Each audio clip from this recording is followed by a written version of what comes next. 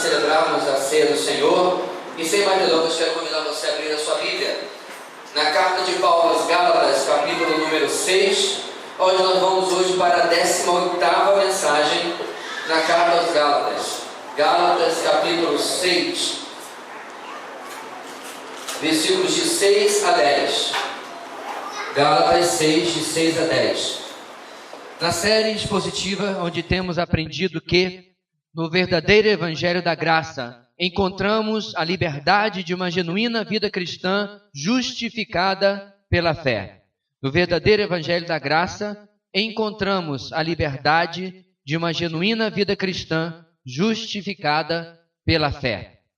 Vamos continuar, irmãos, nesta sessão da carta, onde explicamos já nas outras noites, onde Paulo traz as aplicações ou a parte mais prática diante daquilo que ele já ensinou, corrigindo os erros dos desvios do evangelho verdadeiro que havia chegado até a Galácia através de falsos mestres. Versículo 6 até o versículo 10, nós lemos o seguinte, vamos juntos, irmãos? O que está sendo instruído na palavra, partilhe todas as coisas boas com aquele que o instrui. Não se deixe enganar. De Deus não se zomba, pois o que o homem semear, isso também colherá. Quem semeia para a sua carne, da carne colherá a destruição. Mas quem semeia para o Espírito, do Espírito colherá a vida eterna. E não nos cansemos de fazer o bem, pois no tempo próprio colheremos, se não desanimarmos. Portanto, enquanto temos oportunidade, façamos o bem a todos, especialmente aos da família da fé. Esse pequeno trecho, irmãos, da carta de Paulo hoje vai nos ensinar o seguinte: o andar no Espírito gera cuidado altruísta que retorna em nosso benefício. O andar no Espírito gera cuidado altruísta que retorna em nosso benefício. Você pode ficar estranhando porque a palavra altruísta, que é o contrário de egoísta, não combina muito com você desejar algo em seu retorno.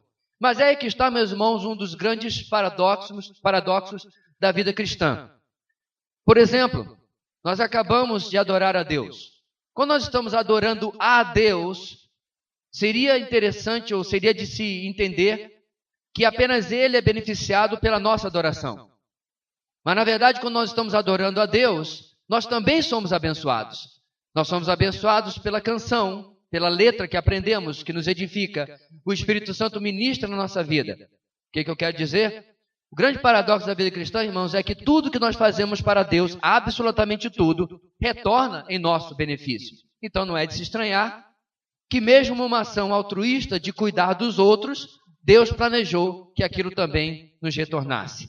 Na verdade, Jesus nos ensinou que nem sequer um copo d'água que eu dou em nome do Senhor, de coração, deixe de ser recompensado pelo nosso Deus, naquilo que a Bíblia chama na versão antiga de galardões e na nossa NVI de recompensa. Portanto, o andar no Espírito, que é aquilo que Paulo está comprovando agora, depois de nos ensinar sobre a diferença das obras da carne e do fruto do Espírito, este andar vai gerar em nós o desejo de cuidar de outros.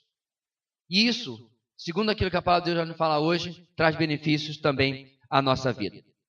Assim, meus irmãos, uma das marcas mais importantes do andar no Espírito, do viver no Espírito, é a palavra mutualidade. O que significa mutualidade? Toda vez que você encontra na palavra de Deus, especialmente no Novo Testamento, a expressão uns aos outros, preste bem atenção, porque ali está a aplicação de algum princípio e mostrando algo que você deve viver para com o seu irmão em Cristo. Geralmente, essa expressão uns aos outros aparece no ambiente da igreja, aonde eu não posso de maneira nenhuma viver de maneira isolada, mas eu estou sempre vivendo para com o meu irmão e ele para comigo. Por isso que é mutualidade. Não é apenas um servindo todos e todo mundo recebendo sentadinho, mas é, na verdade, uma grande família, um grande corpo, onde uns servem os outros. Tanto que, na primeira carta de Paulo aos Coríntios, capítulo 12, Paulo vai demonstrar que nós somos um corpo. E nós bem sabemos, irmãos, como que as partes do nosso corpo servem umas às outras. Ora, os olhos nos ajudam o tempo todo. A não ser aqueles que têm deficiência visual, até são cegos, os demais, os olhos nos servem o tempo todo para nos demonstrar o que está no ambiente, o que está acontecendo, nos alertar de perigos, nos mostrar a beleza. Aí lá estou eu vendo a beleza da natureza e um pouco de pólen cai nos meus olhos. E aí os meus dedos vão em socorro dos meus olhos porque está ardendo, está coçando. Ou seja, partes do corpo estão servindo umas às outras. Ora, se o nosso coração parar de nos servir, a coisa fica feia. No corpo de Cristo, irmãos, a mutualidade não pode, de maneira nenhuma, ser algo opcional, porque não é, segundo a palavra de Deus. Esse cuidado vai acontecer para demonstrar aquilo que Deus está fazendo na minha vida. Ele me deu dons para que eu possa lhe servir. Ele lhe deu dons para que você possa também me servir. Assim, nós podemos tirar também essa questão da mutualidade do serviço dos exemplos que Paulo deu na carta de Paulo aos Filipenses, como eu falei, estamos vendo na nossa EBD, no capítulo 2. Lembra? Falamos semana passada. Paulo começa com o exemplo supremo de Jesus, depois ele fala de Timóteo e depois ele fala de Epafrodito, que viviam para servir. E é interessante, meus irmãos, porque nós admiramos essas pessoas. É ou não é? Nossa, fulano é um servo. Aí eu tenho que perguntar, mas por que tu não é também então? Porque alguma coisa admirável, subentende-se que é imitável, que é copiável, que eu devo fazer o que ele faz. Não pode ser, meus irmãos, tipo a gente fala assim, nossa, como fulano joga, né? Olha, como joga bola, como fulano canta. Como se ele tivesse aquela capacidade de jogar e de cantar e eu não posso fazer igual. A diferença do serviço cristão, irmãos, é que eu posso fazer igual. Não é um dom mirabolante que poucos têm. Você nunca vai jogar como um jogador de primeira classe, como Cristiano Ronaldo, como Messi, como Neymar, nenhum desses. Pode tirar o cavalinho da chuva. Você nunca vai cantar como esse pessoal que aparece nesses concursos de música, né? The Voice, sei lá o quê. É muito difícil que você consiga chegar lá. Senão, provavelmente nós já tínhamos percebido, você já estava aqui cantando com o pessoal do louvor. Você pode até cantar bem.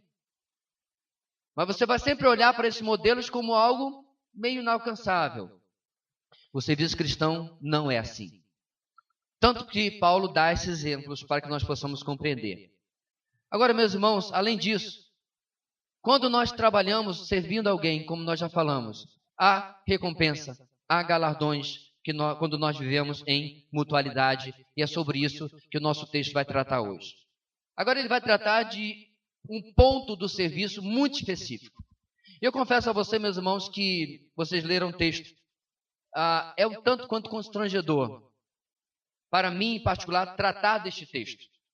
Mas eu creio, meus irmãos, que uma igreja madura, uma igreja que tem sido alimentada com a sã doutrina, com boa teologia, é capaz de compreender e desprender do texto, por si só, a necessidade de nós entendermos essas coisas, mesmo quando parece que o pregador está, como se diz no popular, advogando em causa própria. Mas nós iríamos, eventualmente, passar por textos assim. Textos que tocam a vida dos obreiros, a vida dos líderes espirituais de uma igreja. É importante que nós também cresçamos no conhecimento e amadureçamos nessas questões na nossa igreja. Assim, nosso texto começa no versículo 6, nos trazendo já o primeiro ponto da nossa mensagem de hoje. O andar no Espírito nos leva a cuidar dos que cuidam de nós. O andar no Espírito nos leva a cuidar dos que cuidam, daqueles que cuidam de nós. O texto diz, o que está sendo instruído na palavra, partilhe todas as coisas boas com aquele que o instruiu. Paulo, no verso 6, irmãos, inclui no andar no Espírito uma consciência do cuidado com os obreiros. De novo, ele nos surpreende, como nós falamos semana passada, não tem rodopiar, não tem falar em língua, entre aspas, muitas aspas, estranhas, não tem reteté, andar no Espírito. São ações práticas que eu faço porque Deus está movendo, está convencendo-me pelo seu Espírito a fazê-lo. São evidências externas do fruto do Espírito que nós vimos no capítulo número 5. E uma delas, diz o texto, é cuidar daqueles que estão cuidando de nós. Repare, meus irmãos, que ele qualifica essas pessoas como aquele que o instrui. Paulo claramente tem em mente os pastores mestres, como diz lá em Efésios capítulo 4, e os presbíteros em geral da igreja. Sabemos disso, irmãos, porque ao escrever para Timóteo, Paulo diz que a pessoa nessa posição, ela tem uma série de qualificações, todas sobre o seu caráter. Mas tem uma que tem a ver com a sua habilidade, a qualificação de ser apto para ensinar, isto é, capacitado a ensinar as Escrituras. Ou seja, meus irmãos, não existe pastor se ele não sabe ensinar. Não, mas ele é um ótimo pastor, ele dá sopão. Tem uma Kombi, ele fica dando sopão para pessoal sem teto. É uma ótima coisa para ele fazer, mas não porque ele é pastor. O ensino está entranhado na função. Tanto que, como dissemos no texto de Efésios, quando Paulo diz, ele deu a uns para apóstolos, outros para profetas, outros para evangelistas, a última qualificação, alguns leem pastores e mestres, mas o que o grego quer dizer é pastores mestres, é um hífen ali.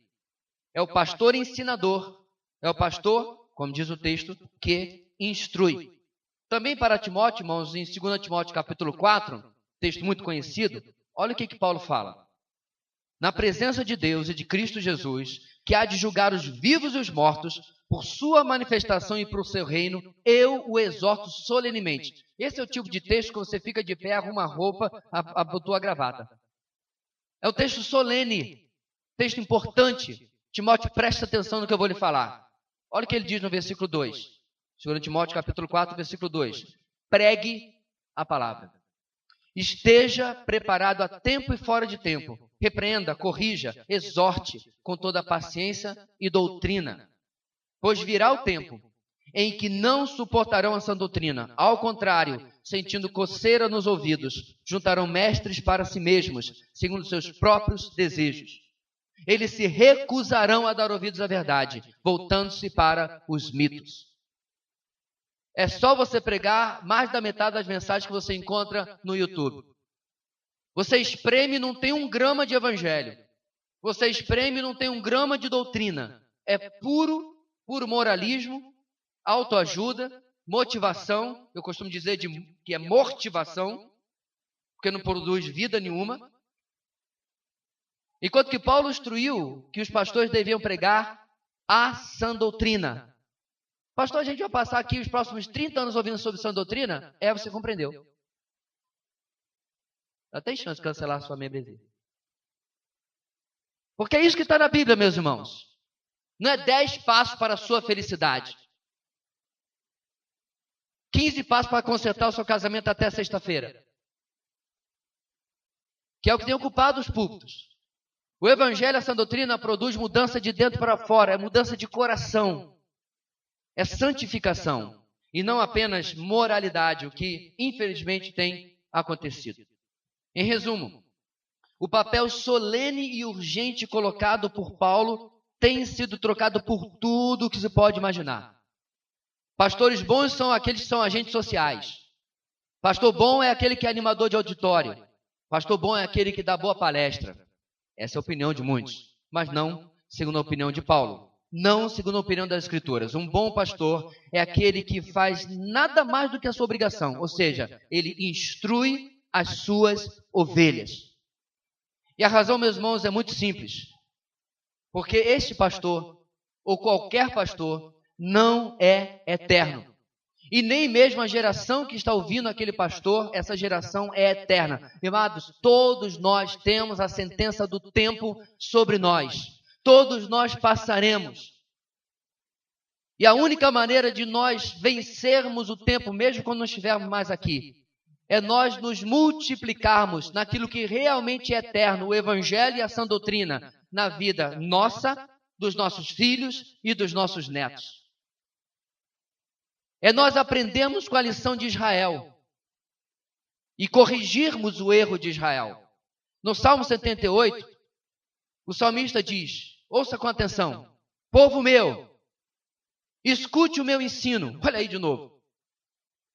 Essa palavra cisma de aparecer na Bíblia toda. Por mais que as pessoas digam fora do contexto, que a letra mata, ensino aparece direto. Ouve o meu ensino. Inclina os ouvidos para o que eu tenho a dizer. Em parábolas abrirei a minha boca. Proferirei enigmas do passado. Agora o versículo 3 começa a ficar interessante. O que ouvimos e aprendemos. O que os nossos pais nos contaram. Não esconderemos dos nossos filhos. Contaremos à próxima geração os louváveis feitos do Senhor, o seu poder e as maravilhas que fez. Ele decretou estatutos para Jacó, e em Israel estabeleceu a lei, e ordenou aos nossos antepassados que as ensinassem aos seus filhos, de modo que a geração seguinte, esse é o filho que você está empurrando no carrinho de bebê, esse é o filho que você está levando no ventre, esses são os nossos juniores, são nossos adolescentes, esses são nossos jovens, de modo que a geração seguinte a conhecesse. E também os filhos que ainda nasceriam, e eles, por sua vez, contassem a seus próprios filhos. Então, eles porão a confiança em Deus, não esquecerão seus feitos e obedecerão seus mandamentos. Eles não serão como seus antepassados, obstinados e rebeldes, povo de coração desleal para com Deus, gente de espírito infiel. Você entendeu, meu irmão, como é que você preserva uma igreja 100 anos fiel à sã doutrina?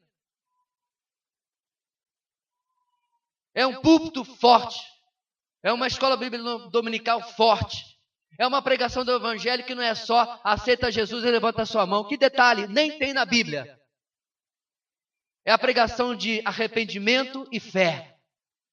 É a pregação de transformação de vida. É a pregação de graça e justiça. Como você vê nas páginas do Novo Testamento. Pastor, mas a nossa geração é diferente. Não é diferente não, irmãos. Instagram e WhatsApp não transforma o pecado das pessoas, apenas adapta. Modernidade não mudou absolutamente nada. O que o ser humano realmente é. Pecadores perdidos, sem Deus, salvação, que precisam, tal como eu e você, um dia também precisamos ouvir o evangelho de transformação. Veja, meus irmãos, que esse é o papel daquele que o instrui. Até agora eu só falei sobre isso. Mas o que o texto fala sobre o que deve ser feito com esse que o instrui? Paulo, em 1 Coríntios 9, versículos 7 a 11, ele deixa claro o que deve ser feito. Quem serve como soldado à própria custa? Quem planta uma vinha e não come do seu fruto? Quem apacenta o rebanho e não bebe do seu leite? 1 Coríntios 9, versículo 8, continua dizendo: não digo isso do ponto de vista meramente humano. A lei não diz a mesma coisa? Pois está escrito na lei de Moisés: não amordace o boi enquanto ele estiver debulhando o cereal. Por acaso é com bois que Deus está preocupado? Não é certamente por nossa causa que ele o diz? Sim, isso foi escrito em nosso favor. Porque o lavrador, quando ara, e o debulhador, quando debulha, devem fazê-lo na esperança de participar da colheita. Se entre vocês semeamos coisas espirituais, seria demais colhermos de vocês coisas materiais? Como eu falei, meus irmãos, essa é uma área difícil. Pelo menos para mim, eu acredito que seria também para o pastor Gideão, se estivesse no meu lugar, de nós tratarmos. Mas está na Bíblia, preto no branco. Infelizmente, meus irmãos, depois de 38 anos de vida cristã, eu já vi coisa que eu gostaria que nunca tivesse visto. Certa feita, diante da dificuldade financeira de uma determinada igreja, por causa de diversas situações que aconteceram, o conselho que o pastor recebeu é: pastor, o senhor deve viver pela fé. Como se absolutamente os outros cristãos não tivessem que viver pela fé, mas o obreiro tivesse. Então você vê, meus irmãos, o texto de hoje é extremamente necessário para que nós possamos preservar na nossa igreja, para agora e para o futuro, um entendimento maduro, correto e equilibrado sobre como uma igreja deve lidar e tratar os seus obreiros. Assim, uma responsabilidade de cada crente é arcar com o apoio financeiro dos pastores mestres de determinada igreja. É possível, meus irmãos, que os judaizantes tenham influenciado alguns dos crentes da Galácia a negligenciar o apoio àqueles que os ensinavam. E por isso Paulo está escrevendo isso. Possível.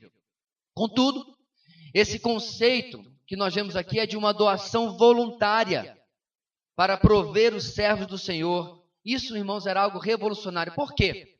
Porque esses judaizantes trouxeram essa confusão, mas na lei judaica, na cultura judaica, era totalmente diferente. Eles tinham que pagar impostos, taxas obrigatórias para manter toda a linha de Levi, os levitas e os sacerdotes. Não era opcional. Agora é interessante que a religião pagã dos gentios, os não-judeus, era a mesma coisa. Eles tinham que pagar os impostos do templo para manter os sacerdotes e etc. lá. Apenas no cristianismo, isto é, voluntário. Você não recebeu carnê nenhum, não tem boleto chegando na tua casa, pelo menos não nesta igreja. Eu acho que já deve ter umas por aí que chega boleto na casa das pessoas. Eu não duvido de nada, absolutamente nada. Ou seja, meus irmãos, o texto fala, queridos, de um cuidado que é movido pelo Espírito, pelo amor, pelo reconhecimento daquilo que esses obreiros, que esses pastores mestres têm feito para com a igreja. Agora, quais são outras coisas que nós devemos destacar em relação a isso? Quais são alguns detalhes dessa questão do sustento financeiro? Número 1, fazer tendas. O que é fazer tendas? Essa é uma expressão que surgiu por causa da experiência do apóstolo Paulo. Essa era a profissão dele. Paulo era um artesão que fazia tendas, fazia barracas. De vez em quando, no seu trabalho missionário, o dinheiro faltava. O que Paulo fazia? Ele abria a sua bolsa, pegava a sua agulha, pegava a sua linha, comprava um pouco de tecido, fazia tendas e vendia. Então, meus irmãos, isso é possível. Fazer tendas não é certo e nem é errado.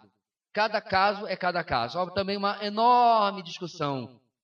Alguns acham que todo pastor tem que trabalhar, entre aspas, secularmente. Outros dizem, não, nenhum pastor deve trabalhar em nada secularmente. Bem, eu trabalhei durante 20 anos no mercado de trabalho. Desculpe a redundância. E durante esses anos, irmãos, supri aquilo que era necessário para a minha família até que o ministério e esta igreja chegasse a um ponto onde eu não conseguia mais o malabarismo de equilibrar a minha vida tripla, porque eu era que nem o pai daquele cara, eu tinha 3 empregos. Então, brincadeiras à parte, irmãos, ficou de tal maneira difícil de fazer tudo ao mesmo tempo, que a igreja e a liderança chegamos à conclusão que era hora de um tempo integral. Agora, eu tenho colegas que desde que saíram do seminário estão em tempo integral. Qual é o ponto aqui, irmãos? Não tem nem certo nem errado. Cada igreja e cada obreiro deve avaliar a sua situação e fazer tendas, ou seja, trabalhar secularmente ou não. Agora, uma coisa eu sei. Eu converso com vários colegas que trabalham o dia inteiro e às vezes não conseguem fazer tudo aquilo que gostariam no ministério porque não tem condição de estar o tempo integral, porque a igreja não tem condição de sustentá-los e assim seu ministério tem grandes dificuldades. Segunda coisa que eu queria observar aqui, irmãos, lobos aproveitadores. Quem são eles? São aqueles que usam a igreja para enriquecimento próprio. Devemos repudiar esse comportamento sem desprezar a orientação bíblica. O fato dessas pessoas existirem, as quais eu não tenho nem coragem de chamar de obreiros ou de pastores ou de missionário, são aproveitadores, isso não significa que o outro lado realmente exista. Há muito tempo atrás, há 6 ou 7 anos atrás, um ateu me procurou nas redes sociais. Nós ainda estávamos no outro prédio. E ele perguntou para mim, diante de um post que eu tinha colocado, se eu responderia com honestidade e sinceridade a pergunta sobre a vida financeira da nossa igreja. Eu falei, pois não. E ele ficou surpreso quando eu disse que eu não tinha, naquele momento, a mínima ideia de quanto a igreja tinha. Não sabia direito do movimento e não sabia exatamente não tinha a mínima ideia de quem era dizimista, quem era ofertante, quem era ninguém. Ele falou, como? Você não fica com dinheiro? Eu falei, não. E expliquei como funcionava a estrutura da igreja. Tesoureiros. Nós temos uma comissão de exame de contas que fiscaliza o trabalho dos tesoureiros e eles cuidam disso. Mesmo que a orientação de como o dinheiro vai ser gasto venha da equipe ministerial. E ele ficou surpreso. E quando eu falei para ele na época o que eu ganhava como honorários, ele ficou mais surpreso ainda. E quando eu disse para ele o carro que eu dirigia na época, ele falou, você está de brincadeira. Porque ele está acostumado com lobos devoradores, com aproveitadores, que usam a igreja de Cristo para enriquecimento próprio. Então nós não temos que ter, irmãos, vergonha quando nós trabalhamos com honestidade e com transparência e com maturidade. Terceira coisa que eu queria destacar: transparência leva a uma ação justa. Pastores e igrejas devem ter um relacionamento de transparência e honestidade, no qual as condições da igreja, preste atenção, condições da igreja, a dignidade do sustento, uma avaliação bíblica do ministério e a realidade econômica devem ser levados em conta. Deixa eu repetir. Como é que é uma relação madura? A gente avalia as condições da igreja. A gente avalia a dignidade do sustento. Temos uma avaliação bíblica do ministério. E, finalmente, qual é a realidade econômica para ser levada em conta? Transparência, sem necessidade de se trabalhar ou de se fazer coisas tristes como lobby ou combinar coisas às escondidas, como infelizmente já havia acontecer em muitas igrejas. Quais são algumas aplicações? Você sabe avaliar bem a relação daquele que está sendo instruído na palavra com aquele que o instrui? Você tem uma concepção bíblica sobre qual é o principal papel dos pastores? Talvez você tenha vindo de uma igreja onde pastor de verdade é aquele que vira laje, aquele que capina terreno, coisas que eu também já fiz. Mas é isso a função de um pastor? Você já aprendeu biblicamente qual é ou qual deve ser a ocupação principal de um obreiro? Eu aconselho que você leia o texto que mencionamos em Efésios. E você vai descobrir que o papel desses que Deus colocou, apóstolos, profetas, evangelistas, pastores mestres, que são agora quem Deus usa, é preparar os santos, preparar a igreja para o ministério. Não é eles fazerem o ministério, mas preparar a igreja. Segunda coisa, você é uma pessoa extremada no que tange ao sustento pastoral? Você concorda com os aproveitadores, um extremo? Você discorda totalmente do sustento, o outro extremo? Ou você é uma pessoa equilibrada? O que a palavra de Deus nos mostra, meus irmãos, é que nós precisamos entender o que ela diz e não ficar sendo levados por aquilo que nós vemos, quer seja feito errado de um lado, quer seja do outro. Portanto, o andar no Espírito nos leva a cuidar dos que cuidam de nós. Agora, eu quero pedir que você não perca de visão o versículo 6. Porque nós vamos entrar agora nos versículos 7 até o versículo 9, e sem o entendimento do versículo 6, esse 7 e 9 já serviu para tudo que você puder pensar na vida, menos para aquilo que o texto está dizendo, geralmente. Em segundo lugar, meus irmãos, a palavra de Deus nos ensina o seguinte: a lei da semeadura motiva o cuidado com os outros. A lei da semeadura motiva o cuidado com os outros. No versículo 7, Paulo continua dizendo: não se deixe enganar, de Deus não se zomba, pois o que o homem semear, isso também colherá. A partir da exortação que nós vimos no versículo 6, de que aqueles que estão sendo abençoados com a palavra devem cuidar daqueles que os abençoam com a palavra. A partir dessa exortação, nós chegamos na nossa segunda metade do texto, e ela começa com uma séria advertência. Ela começa quase como uma ameaça. O texto diz: não se deixem enganar. Ou seja, obviamente, é claro que o cristão pode ser enganado. Paulo está alertando, meus irmãos, porque na verdade ele está falando com uma igreja que toda ela foi enganada pelos falsos mestres. Que toda ela foi iludida, foi enfeitiçada, é o termo que Paulo usa, pelos falsos mestres. Então ele alerta novamente: não se deixe enganar. Repense a maneira como vocês estão procedendo sobre o que eu acabei de falar no versículo 6. Como nós somos enganados, irmãos? Nós somos enganados quando trocamos o andar no Espírito e a crescente sabedoria que vem das Escrituras pelas obras da carne.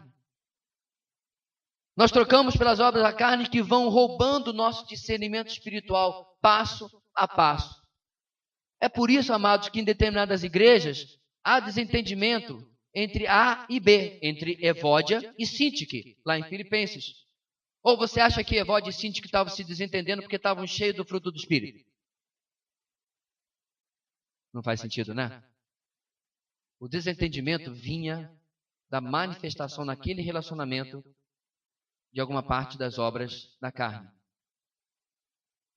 Desentendimento em nossas casas, em nossas famílias, tem origem, no mesmo lugar. Quando a minha carne fala mais alto do que o meu espírito. E geralmente isso vai minando e leva embora o nosso discernimento e nos incapacita de entender direito o que devemos fazer, e nós somos, como diz o texto, enganados. E o aviso sobre aquilo não devemos nos enganar, segue no texto e é muito óbvio: de Deus não se zomba. Algo que, surpreendentemente, qualquer cristão deveria saber. A zombaria aqui, meus irmãos, não é a mesma coisa que nós falarmos ou fazemos graça com Deus. A zombaria aqui não é de maneira alguma coisa como você fazer chacota de alguém. Ninguém está fazendo chacota de Deus. Seria talvez abuso demais, né? Seria muita ousadia. O que significa de Deus não se zomba? A palavra zombar aqui significa levantar o nariz para alguém. Significa tratar com desprezo. Em outras palavras, é a atitude de não levar Deus e a sua palavra a sério. E por outro lado, agir segundo a minha própria palavra e a minha vontade.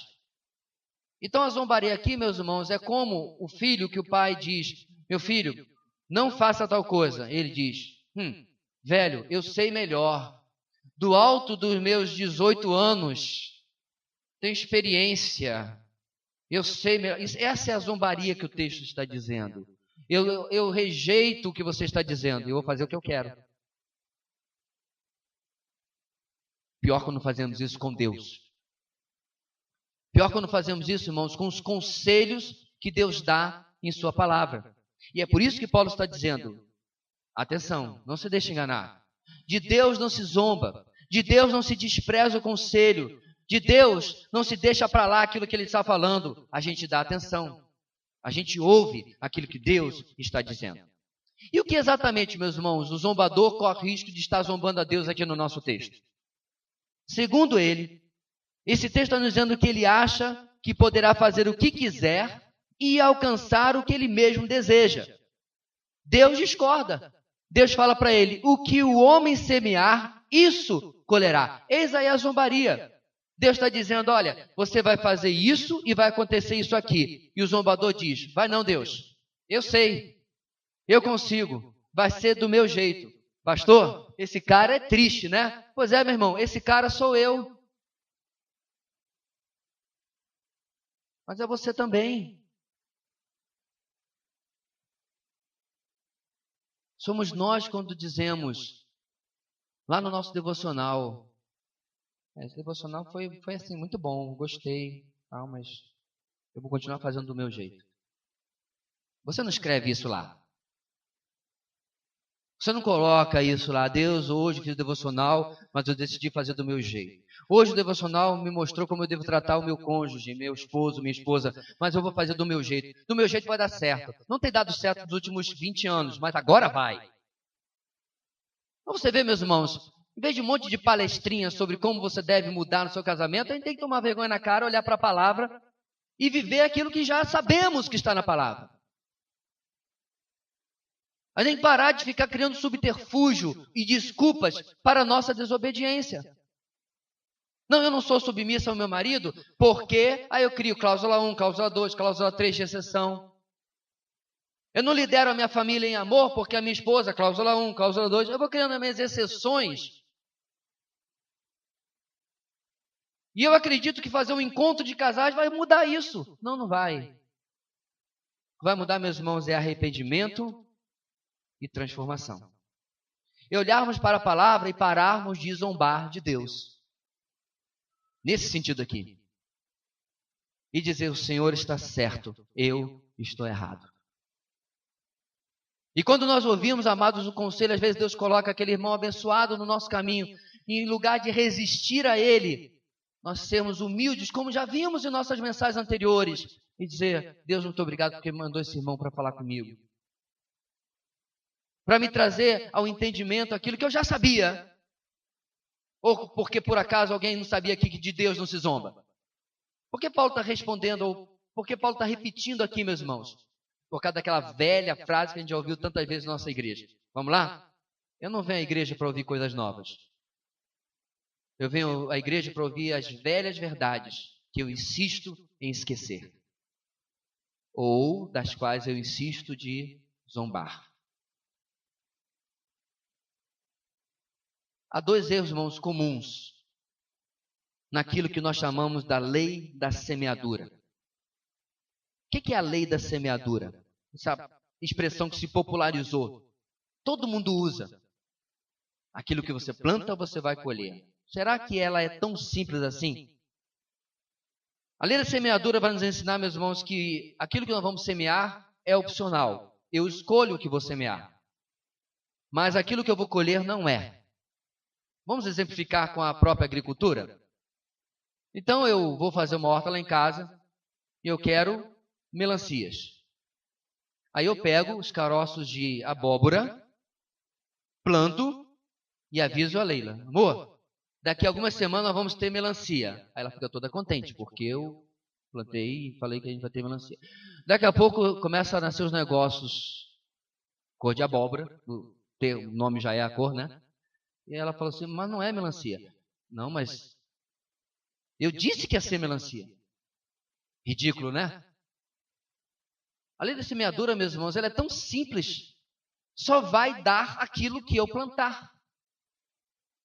Só vai nascer aquilo que eu semear. Não tem como ser diferente. Agora começou a nascer, meus irmãos, uma planta rasteira lá. Eu fiquei todo contente, porque eu achei que era melancia. Aí cheguei a falar. Os irmãos estavam lá em casa. Falei, olha aqui. Sei como nasceu, mas acho que a gente jogou umas sementes aí. Vai nascer, estou todo contente. Daqui a pouco vai ter uma semente. Aí o irmão fala assim, pastor, isso não é melancia não. Se é aquela esponja que as pessoas gostam de esfregar o corpo. Falei, o quê? Será que o nojento isso é pra quê? Eu tenho uma lufa tão bonita que eu comprei, vou ficar usando essa esponja nojenta. Eu vou até arrancar aquela desgraça, é pra nada. Não é melancia. Porque eu não plantei e nem o acaso deixou cair lá semente de melancia. Nem sei como esse negócio surgiu ali. Algum passarinho deve ter trazido. Então o que é a lei da semeadura, meus irmãos? Vamos começar entendendo dois erros que se tem sobre este versículo. Dois erros comuns que se tem sobre ele. Primeiro, não se trata de quantidade, se trata de qualidade. Não é quantidade, é qualidade. Reparem no texto que Paulo não está tratando aqui de retribuição com juros. Tipo, não se trata de semear X e colher 10 ou 100X. Sim, eu estou criticando os pregadores, entre aspas, de televisão, que vivem prometendo isso, ou aquele cara da igreja de onde você veio. Não existe isso no texto. A colheita não está relacionada àquilo que vai ser dado em quantidade, mas à natureza daquilo que vai ser plantado. O texto em nenhum lugar fala de quantidade. O texto não fala você vai plantar tal coisa e Deus vai lhe dar tantos % a mais. Nenhum lugar. É incrível, meus irmãos, que o texto está aqui preto no branco. Eu já vi gente usar esse texto e dizer assim, olha, Deus vai pegar a oferta, a semente. Isso é um absurdo, porque a semente nunca foi chamada de oferta também. A semente que você colocou aqui e Deus vai multiplicar. É? Não é. Você não vai chegar amanhã na sua conta e você deu uma oferta de R$100 ou R$10 ou R$1 e você vai chegar lá, olha o meu saldo. O mais provável é que se você não tem controle próprio, você vai chegar amanhã e dizer assim, olha o meu saldo. Que está vermelho. Entende, meu irmão? Não tem nada a ver com isso daqui. O tesoureiro fala, pastor, não fala isso porque as pessoas não vão ofertar. Não, meu irmão. Uma igreja madura precisa compreender que com Deus também não se barganha. Não dá para você chegar diante de Deus, Deus, vamos barganhar. Entendeu a referência? Depois que entendeu, passa para quem não entendeu. É de um filme. Não, nosso Deus não é assim, meus irmãos. Você não entendeu nada, estamos falando há 18 semanas sobre graça. E você quer barganhar com Deus?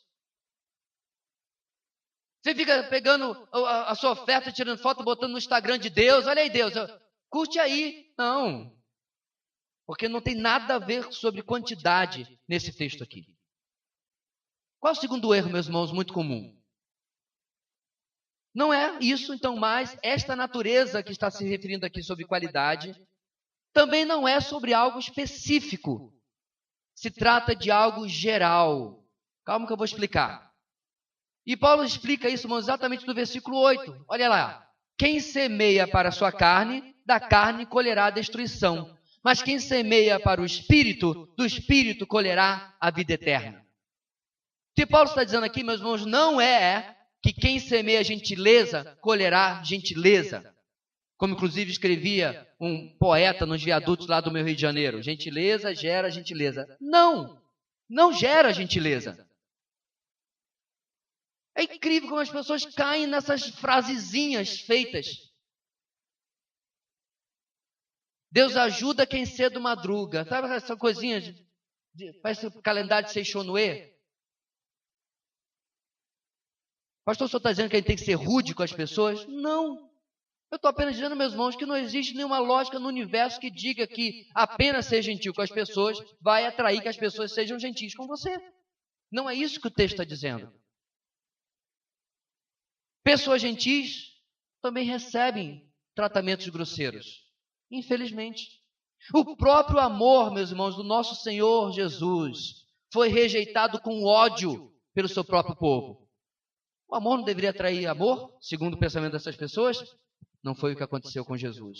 Porém, agora sim, quem semeia pelo Espírito gentileza para as pessoas, mesmo que receba grosseria, sua colheita proveitosa está garantida. Você está entendendo a diferença? Eu, pelo poder do Espírito Santo, pelo fruto do Espírito que nós estudamos algumas semanas atrás, eu estou semeando gentileza na vida de um cônjuge chato, na vida de um filho respondão, na vida de um chefe que me persegue, na vida de quem quer que seja. E ele responde com grosseria, mas eu já vou um dia colher, porque eu agi pelo poder do Espírito Santo. É isso que o texto está dizendo. Ah, pastor, mas eu não quero. Sabe por quê, irmãos? Porque nós temos essa visão egoísta de querer receber aquilo que eu estou dando. Quando nosso Senhor, meus irmãos, não preciso nem começar a falar sobre Ele. Você sabe muito bem de que, via de regra, Ele recebeu o oposto daquilo que Ele ofereceu. De tudo aquilo que Ele deu aos homens, Ele recebeu o oposto. De maneira nenhuma, Ele recebeu aquilo que Ele semeou. Jesus semeou o amor pelo poder do Espírito. Mesmo em meio a tanto ódio, a colheita do nosso Senhor Jesus também estava garantida. Assim, nesse verso 8, irmãos, Paulo está endereçando uma questão específica. Qual é? O andar no Espírito é evidenciado e também é beneficiado no cuidado com os outros. É este cuidado, e este cuidado é exemplificado no que aprendemos lá no versículo 6. Eis aí o contexto que nós precisamos entender, isto é, no cuidado do sustento com os obreiros cristãos. Paulo está usando o versículo 7 e 8 para mostrar a eles, façam pelo Espírito o que eu disse no versículo 6, e vocês vão eventualmente receber a recompensa. Deus está vendo o que você está fazendo. No versículo 9, Paulo continua dizendo, e não nos cansemos de fazer o bem, pois no tempo próprio colheremos, se não desanimarmos. Ou seja, todo mundo que faz o bem recebe o bem? Claro que não. Todo mundo que ajuda o próximo recebe um muito obrigado? Uma vez eu vi um vídeo de um menino que puxou a velhinha ajudando a atravessar a rua. Quando chegou quase no meio do caminho, subindo lá o meio-fio, a velhinha olhou para ele, pegou o guarda-chuva e disse, não me toque, não me toque, batendo no menino. Ele todo disposto a ajudar a velhinha a atravessar a rua. Portanto, amados, não existe essa necessidade de retorno imediato, esse cuidado que nós realizamos nesta semeadura, fica claro no verso 9, que requer paciência, pois a colheita vem no tempo próprio. Significa no tempo de Deus. Isto é um aviso que eu vejo como importante, irmãos, em tempo de impaciência nas igrejas. Frequentemente, já vi membros que desejavam resultados imediatos dos seus pastores, seus líderes, seus missionários, como se deles unicamente dependessem resultados. Geralmente são pessoas que não cooperam, que não participam de fato da obra de Deus, que não evangelizam. Eu contei para vocês a história de algum tempo atrás, uma pessoa que reclamou do afã evangelístico do seu pastor, segundo ele. E eu ouvi os áudios e fiz uma pergunta a ele. Tá, me dê o nome de 3 pessoas que você está evangelizando agora. 3 pessoas? É? No lugar que você trabalha, você já tinha me dito, tem mais de 1000 pessoas. É uma grande empresa. Me dê o nome de 3 que você está evangelizando. Não, no momento eu não estou assim, tipo, sabe como é que é? Evangelizando. Então, meu amado, dobre a tua língua para falar do seu pastor. Nunca mais me procurou. É fácil você falar de outros, aquilo que você não está fazendo. Uma igreja que cobrava do obreiro em questão lá, uma determinada postura na área de evangelismo, que, veja bem, meus irmãos, todo cristão deve ter, não é porque é pastor. Como diz um velho amigo meu, cristão tem que ser que nem carro velho, onde para, prega. O pessoal que assistir esse vídeo de outras regiões, pregar e ficar enguiçado, né? Mas estamos fazendo um trocadilho com as palavras aqui. Entendeu? Então, meus irmãos, o texto está mostrando que na obra de Deus não é apenas um. Nós somos chamados para sermos fiéis. E não apenas medimos o progresso em números. Coitado é que vive também os missionários. Eu já pertenci a uma igreja que avaliava os missionários pelos resultados. Na Missão Evangélica da Amazônia tem um missionário antigo que foi meu professor de missões transculturais quando eu estava no seminário em um ano sabático. E ele levou 17 anos. 17 anos. Quem tem 17 anos aqui? Alguém? 17? O Iron. O Iron nasce. O Iron faz 17 anos para ver o primeiro convertido. Eu fiquei pensando com ele, ainda bem que você não era missionário da minha igreja, senão o pessoal já tinha cortado o sustento.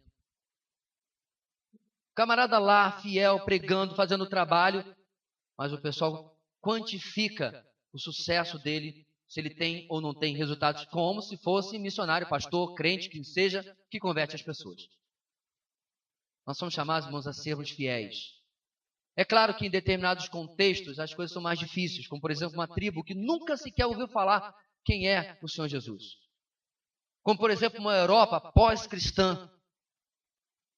Por isso que a pergunta que eu faço nesta igreja, meu irmão, nunca é quais os resultados que você tem feito ou tem alcançado. Minha pergunta sempre é quem você tem evangelizado. Confere? Não é isso que temos tratado aqui? Porque se você me disser, pastor, eu tenho evangelizado o Guinho, o Zezinho e o Luizinho, mas eles são duros na queda, faz 3 anos que eu trabalho com eles, eles ainda não querem nada com o Senhor. Meu irmão, vamos continuar orando. Continuar trabalhando. Invista em outros também paralelamente. Mas quando você não tem ninguém nem sequer para sugerir no seu grupo de vida para a visitação, aí a coisa realmente é feia. Sua semeadura tem sido na carne ou no espírito? Nos conflitos de relacionamento, nas lutas dos seus pensamentos, nos combates com o pecado, qual tem sido a sua semeadura?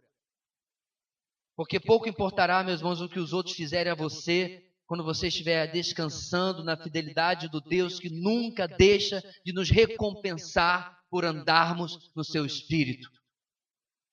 Um marido grosso, incompreensivo, uma esposa rebelde que não atende, não importa, um filho rebelde, filho desobediente, pais que são, não importa. A sua régua de medir não é o comportamento dos outros, mas aquilo que você anda ou não no Espírito de Deus. E nessa área específica, irmãos, que o texto diz, trata no versículo 2, seus bens têm sido gastos segundo a direção do Espírito Santo ou segundo as inclinações da sua carne. C.T. Studd, que já citei tantas vezes, já estava no campo missionário. E aí ele recebeu a notícia de que seus pais, ou seu pai havia morrido e ele tinha lhe deixado uma grande fortuna. C.T. Studd mandou uma carta ao advogado responsável, pegou um valor para pagar alguma coisa que devia à sua noiva, alguma coisa assim, não lembro bem da história, mas todo o resto, 90 e tantos % da sua herança, ele doou para a obra missionária. Veja bem, meus irmãos, o que você vai fazer em percentual sobre aquilo que você tem é entre você e Deus. Mas a pergunta que eu faço hoje é: tem sido feito no espírito ou na carne? Simples assim.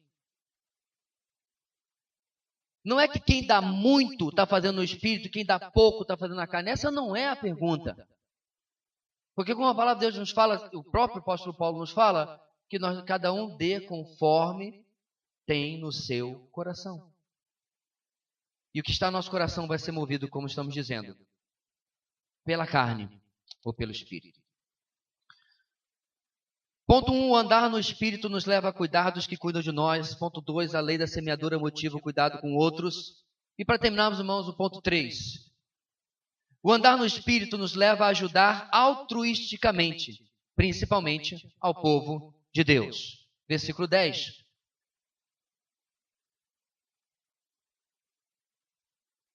O andar no espírito nos leva a ajudar altruisticamente, principalmente ao povo de Deus. Portanto, enquanto temos oportunidade, façamos o bem a todos, especialmente aos da família da fé. Nosso último verso dessa noite, irmãos, nele Paulo amplia o cuidado que era inicialmente com os obreiros para um grupo maior. Qual é esse grupo? Aqueles que são da família da fé. Mais ou menos, irmãos, nos meados do século XIX, uma onda social se espalhou pelas igrejas e até mesmo pelas obras missionárias. A essa onda ou essa mania foi dado o nome posteriormente de evangelho social. O que é o evangelho social? É o desejo de endereçar os problemas sociais da humanidade em lugar do problema espiritual. Nós vimos agora há pouco no nosso tempo de missões o belíssimo trabalho feito aqui na Amazônia, mas é feito em outros lugares do mundo também, em que através de trabalhos sociais, o evangelho é introduzido em comunidades fechadas. Aqui na Amazônia ainda não é tão fechado assim, mas, por exemplo, tribos na África, onde o PEP e outros programas apresentam os missionários àquela comunidade e aí eles podem pregar de fato o evangelho. Não é isso que eu estou falando aqui. Durante, meus irmãos, as décadas tristes do evangelho social, a pregação do evangelho foi substituída por escolas, por hospitais, e só. Você entrava com traumatismo craniano perdido, sem Cristo, sem salvação, e saía com traumatismo craniano curado, mas ainda sem Cristo, sem salvação, e nunca ter ouvido nada do evangelho. E as igrejas achavam que estavam fazendo a obra de Deus. Isso vem, meus irmãos, de um conceito distorcido de que o papel da igreja é melhorar o mundo, muito comum nos adeptos do pós-milenismo. Mas não só. Nosso papel, meus irmãos, não é melhorar o mundo, porque a Bíblia diz que o mundo vai de mal a pior. Não, vamos botar bastante político em Brasília para melhorar. Ajudou muito a bancada evangélica, dá uma olhada. Não. Então o evangelho social, meus irmãos, não conseguiu resolver e nem endereçar os problemas sociais e ainda anulou a essência da obra missionária, isto é, a pregação do evangelho. Será que é o papel da igreja resolver os problemas sociais do mundo, da nossa sociedade? A palavra de Deus, irmãos, no nosso texto final, versículo 10, parece que vai jogar luz sobre isso, mas nós podemos pedir ajuda a outros textos. Em 1 Timóteo 5:8, nós começamos a ver esferas onde nós devemos exercer a nossa ajuda aos problemas físicos, materiais das pessoas. Em 1 Timóteo 5:8 nós encontramos: se alguém não cuida dos seus parentes, especialmente dos de sua própria família, negou a fé e é pior que um descrente. A primeira esfera, meus irmãos, do cuidado é com a nossa família. Não se deve, meus irmãos, não se pode virar as costas aos nossos parentes. Perceba que eu sei que nós já conhecemos casos de gente que é meio deitona, né? Que quer se aproveitar dos parentes que talvez tenham uma condição social melhor, ou até mesmo sejam ricos. Algum tempo atrás eu conversava com uma irmã muito querida, que ela e o esposo não sabiam mais o que fazer com o irmão dele, com o cunhado. Que ele não queria simplesmente trabalhar, queria viver literalmente às custas deles, porque tem uma ótima situação financeira. Pediu meu conselho. Meu conselho foram as palavras de Paulo: aquele que não trabalha, também não coma. O pessoal desse amorzinho que não é cristão de hoje, vamos ficar doido com um conselho desse. Está na Bíblia. Eu fico incrível, meus irmãos, pensando como que as pessoas querem amar mais que Deus. É porque nós vivemos em dias, irmãos, que no amor não é um amor bíblico, é um amor humanista. Onde metade do que Jesus disse, as pessoas iam dizer: Senhor, não julgueis para ele. E quando ele estivesse limpando o templo, iam dizer: que intolerante. Não se pode amar mais do que Deus, e a verdade é esta. Porém, o texto de Timóteo prevalece.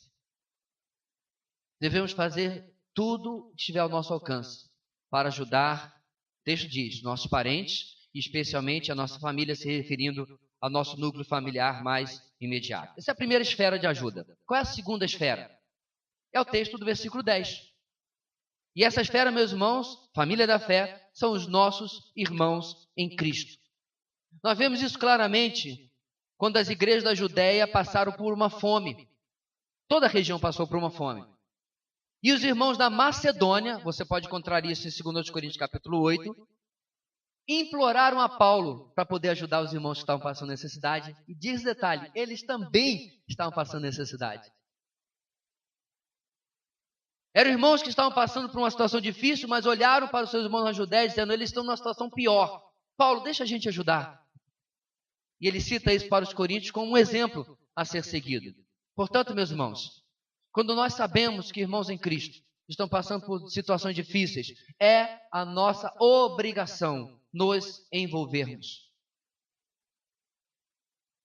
Muitas vezes pode ser uma coisa tão simples como você ligar para ele: meu irmão, aqui no meu trabalho abriu uma vaga de emprego, soube que você está desempregado.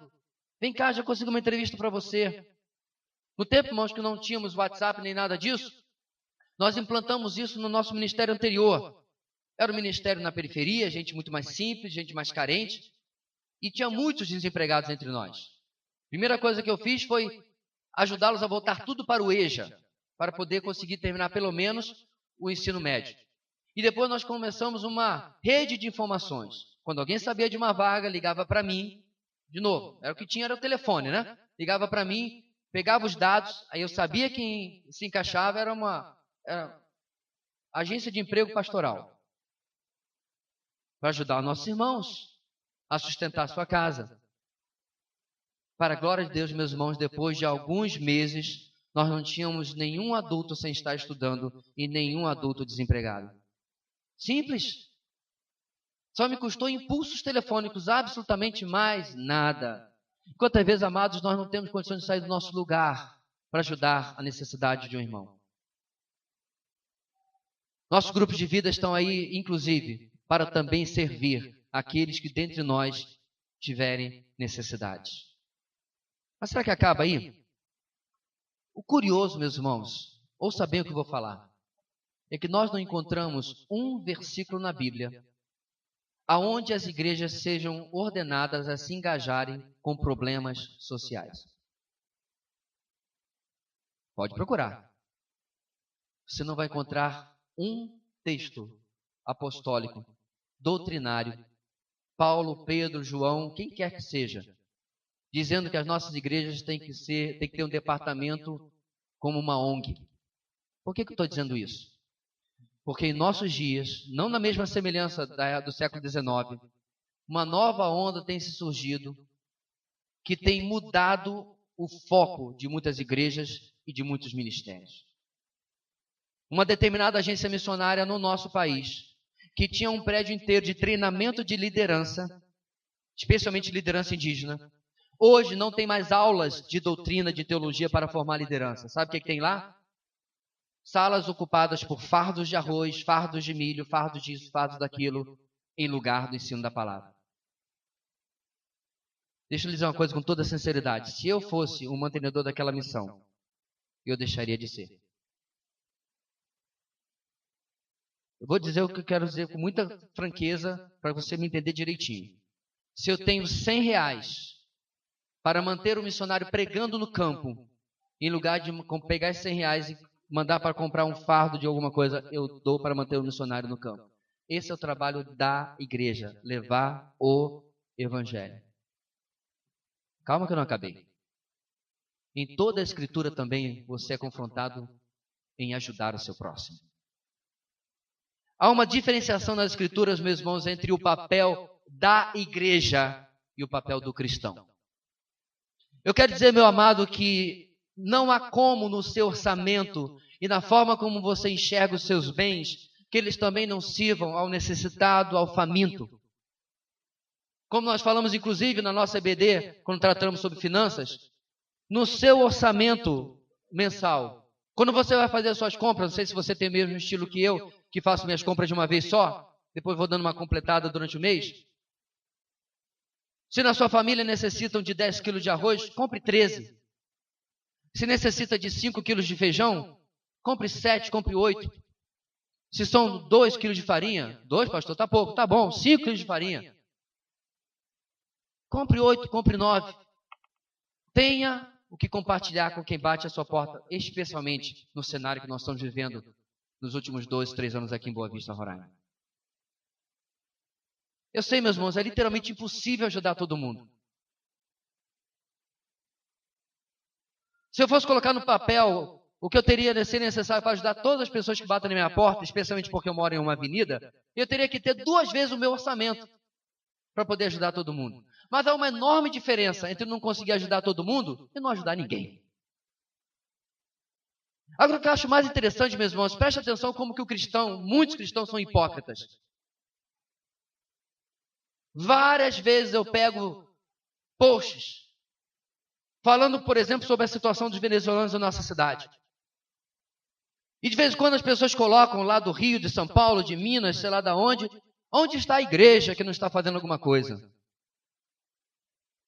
E já por 3 vezes, pelo menos, ou 4, eu fiz um post colocando assim: estamos recebendo ofertas para que possamos ajudar melhor o trabalho entre os venezuelanos. Eu tenho 4.900 e tantas pessoas, 50 e tantas pessoas no meu Facebook. O post foi compartilhado e alcançou outras sei lá quantas mil. Sabe quantas pessoas entraram em contato comigo? 5. Essa hipocrisia, meus irmãos, do irmão que diz: a igreja deve fazer alguma coisa. E tu? Nós queremos que saia, meus irmãos, daquilo que Deus deu em primeira orientação, que fosse para a proclamação do evangelho, mas eu não quero meter no meu bolso a mão. Essa é a realidade que nós estamos vivendo hoje. Triste realidade. Então eu concordo. Porque eu não sei, meus irmãos, já faz meses que nós falamos sobre isso na nossa igreja. Lembra que eu falei? Se são 10 quilos de arroz, compra 12, compra 13. Não precisa levantar a mão. Você fez isso? Então veja bem, nós não precisamos de maneira alguma de mudar o que a palavra de Deus diz. Nós temos apenas que parar de zombar de Deus. Começar a fazer aquilo que é necessário. É fazer na nossa compra, ajudar quando aparece, ou fazer um fardo, ir atrás do necessitado e ajudar também. Ou seja, quer seja na família na fé, e quer seja lá fora, o papel é altruisticamente nós ajudarmos, mesmo que principalmente o povo de Deus, mas ajudarmos aqueles que estão ao nosso redor. Como está a sua relação, meus irmãos, o irmão com as oportunidades de fazer o bem? É o que está no versículo 10. Como você está tratando essas oportunidades? Será que você está fazendo como o sacerdote, o levita, passando ao largo? Sempre? Você está ajudando em proporcionalidade ao que Deus tem abençoado a sua vida? Precisamos ser sinceros.